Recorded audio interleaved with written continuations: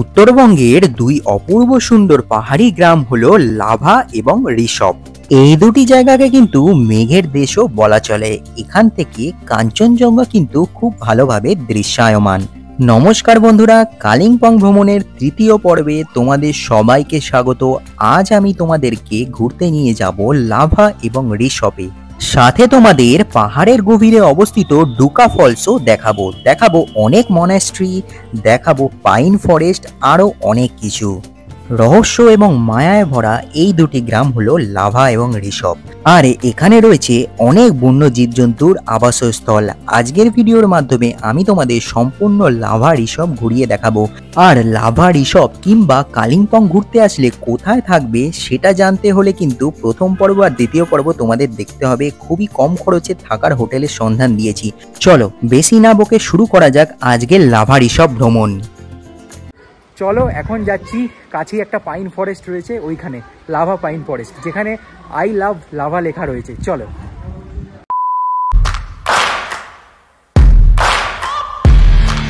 Welcome back বন্ধুরা, কালিম্পং ভ্রমণের তৃতীয় দিনে তোমাদের সবাইকে স্বাগত। আর আজকে আমি তোমাদের লাভা, ঋষভ আর ছাঙ্গে ফলস কিন্তু ঘুরিয়ে দেখাবো। তো দ্বিতীয় দিনের মতো আজকেও কিন্তু দিনটা অনেকই ইন্টারেস্টিং হতে চলেছে। অনেক ইনফরমেশান দেবো কিভাবে, যদি তোমরা চাও যে লাভা ঋষভ ঘুরতে একদিনের মধ্যে, তো সমস্ত ইনফরমেশান পেয়ে যাবে। দেখো গাড়ি অলরেডি কিন্তু চলে এসেছে। চলো আর লেট করবো না, বাকি ডিটেলস কিন্তু পথে যেতে যেতে তোমাদের দেবো। আর চ্যানেলে প্রথমে থাকলে বলে রাখি, আমি ঋত্বিক, তোমরা দেখছো ঋতিমণি ব্লগস। দেখো এই হচ্ছে আমাদের আজকের গাড়ি। এই গাড়িতে করেই কিন্তু আমরা আজকে সাইট সিন করবো। দেখো গাড়ি কিন্তু অলরেডি একদম হোমস্টের সামনেই চলে এসছে। চলো গাড়িতে ওঠা যাক। আজকে আমরা কালিম্পং থেকে সকাল সকাল ব্রেকফাস্ট করেই রওনা দিয়ে দিলাম লাভা ঋষভের উদ্দেশ্যে। লাভা ঋষভ তো দেখবো, কিন্তু উপরি পাওনা হিসাবে আজকের প্রথম স্পট আমরা পেয়েছি ডুকা ফলস, পাহাড়ের একদম গভীরে। বন্ধুরা এখন চলে এসেছি আজকের আমাদের প্রথম স্পট ডুকা ফলসে। দেখো জল কিন্তু অনেক কম, তাও তোমাদের দেখাচ্ছি। এই হচ্ছে ডুকা ফলস। এখন জল অনেক কম রয়েছে বর্তমানে, দেখতে পাচ্ছ। আর এখানে একটা ব্রিজও করা রয়েছে। আর একদম পাহাড়ের নিচেতে চলে এসেছি, একদম পাহাড়ের মাঝে রয়েছি। আর এই হচ্ছে ডুকা ফলস। দেখো জল অনেক কম, কারণ কিছুদিন পরেই বর্ষাকাল আসবে, তখন আবার জল বেড়ে যাবে। আপাতত জল কিন্তু কম রয়েছে।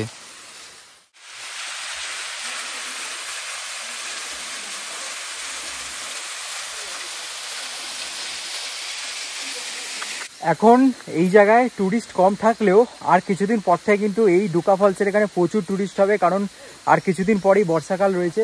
আর এই জায়গাটা অনেক ঠান্ডা, খুব সুন্দর লাগছে, একটা আলাদাই এক্সপিরিয়েন্স।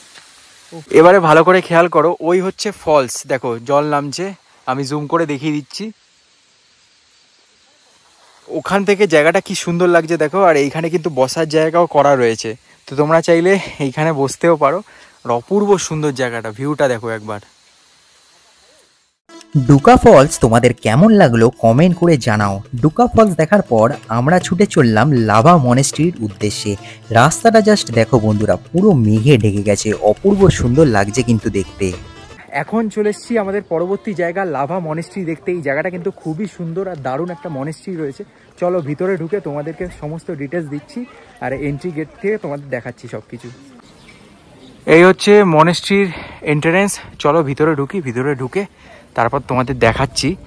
দারুণ মনেস্ট্রি, কিন্তু অপূর্ব সুন্দর একটা মনেস্ট্রি রয়েছে এখানে। চলো, পুরো পাহাড়ের রাস্তা দিয়ে সোজা হেঁটে উপরে যেতে হবে, দেখতে পাচ্ছ। তো মনেস্ট্রিতে এসে কার সাথে দেখা হয়ে গেল দেখো। এরকম মাঝে মাঝে এক একজনের সাথে দেখা হয়ে যায়।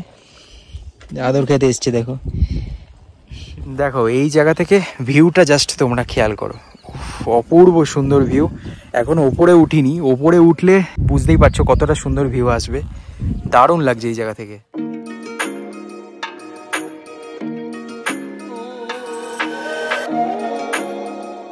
দেখো তোমরা যদি আমার পিছনে খেয়াল করো, তোমরা বুঝতে পারবে মেঘগুলো কিরকম উড়ে যাচ্ছে।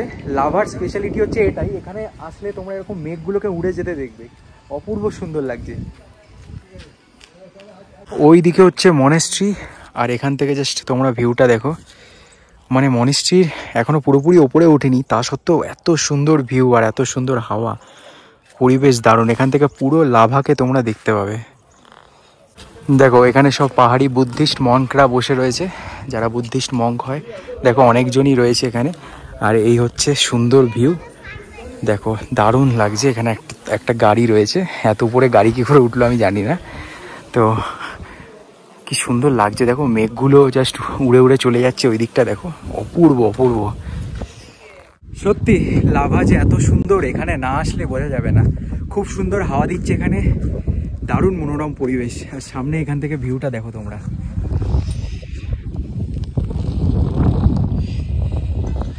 দারুণ দারুণ। মানে এই ভিউতেই টাকা উঠে যাবে সব। সমুদ্রপৃষ্ঠ থেকে ৭,০০০ ফুট উচ্চতায় রয়েছে এই লাভা মনেস্ট্রি। চলো তোমাদেরকে এই লাভা মনেস্ট্রির ভিতর থেকে ঘুরিয়ে নিয়ে আসি। এই মনেস্ট্রির বাইরেটা যতটা সুন্দর, ভিতরটা তার থেকে আরো বেশি সুন্দর। ভিতরে রয়েছে ভগবান বুদ্ধের একটা খুব সুন্দর মূর্তি।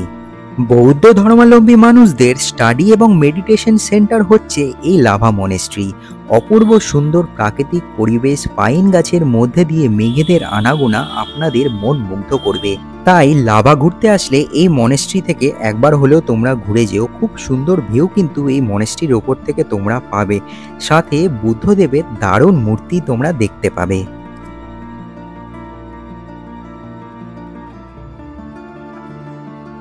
বন্ধুরা তোমাদেরকে মনেস্ট্রির ভিতরে নিয়ে গেলাম, অপূর্ব সুন্দর বুদ্ধদেবের মূর্তি তোমাদেরকে দর্শন করালাম। কেমন লাগলো কমেন্ট করে জানাও।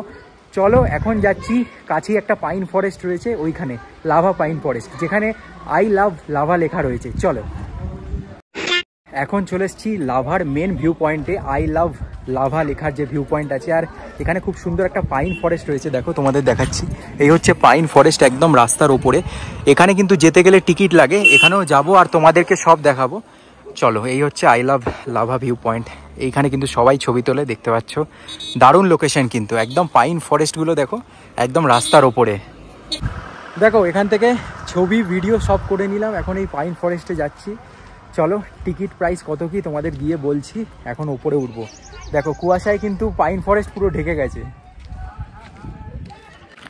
দেখো এই হচ্ছে পাইন ফরেস্টে যাওয়ার রাস্তা, চলো ওঠা যাক।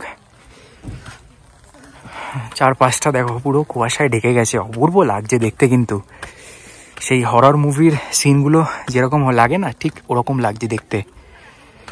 ও এই হচ্ছে টিকিট কাউন্টার পাইন ফরেস্টের। এখানে কিন্তু 20 টাকা করে টিকিট, ঢুকতে গেলে 20 টাকা করে টিকিট লাগে। আর এই হচ্ছে পাইন ফরেস্ট, কি সুন্দর দেখো। এখানে বসার জায়গাও রয়েছে, চারপাশটা একবার দেখো। এখানে কিন্তু দারুণ দারুণ ফটোশ্যুট করা যাবে। চলো আগে কিছু ফটো তুলি, তারপরে তোমাদের সাথে কথা বলছি।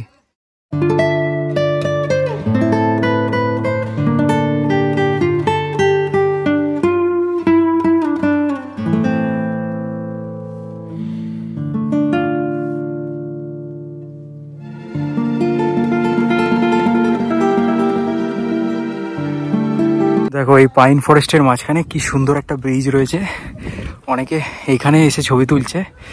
কি অপূর্ব, একদম শেষ প্রান্তে চলে এসেছি পাইন ফরেস্টের।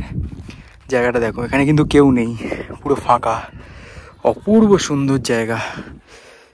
একটু আগে অবধিও কিন্তু এখানে সূর্যের আলো আসছিল, এখন কিন্তু পুরো কুয়াশা দিয়ে ঢেকে গেছে। মানে একটু দূরেই কিছু দেখা যাচ্ছে না, দেখো আশপাশটা দেখো, পুরো কুয়াশা দিয়ে ঢেকে গেছে।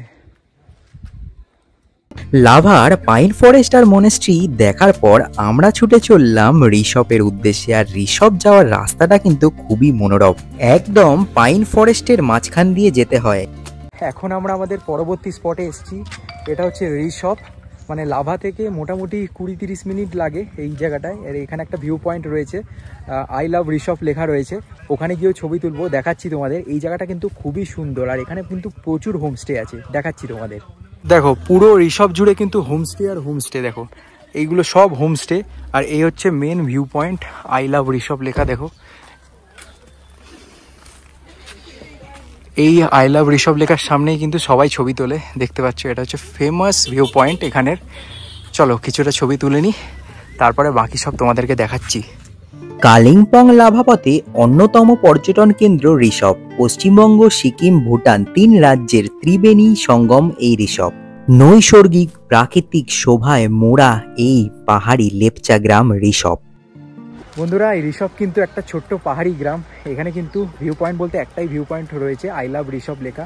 আর হোমস্টে কিন্তু প্রচুর আছে, তোমরা চাইলে এখানে স্টে করতে পারো। আর স্টে করার জন্য কিন্তু দারুণ একটা লোকেশন, পুরো একদম পাহাড়ের কোলে ছোট্ট একটা গ্রাম। তো এই 3টে গ্রামই আমাদের আজকের লিস্টে ছিল। লাভা দেখালাম, ঋষভ দেখালাম আর ওয়াটারফলস দেখালাম। তো আজকের ভিডিওটা এই কালিম্পং যে পুরো ট্রিপটা এখানেই সমাপ্ত হলো। দেখা হচ্ছে নতুন আর একটা ভিডিওর সাথে খুব তাড়াতাড়ি।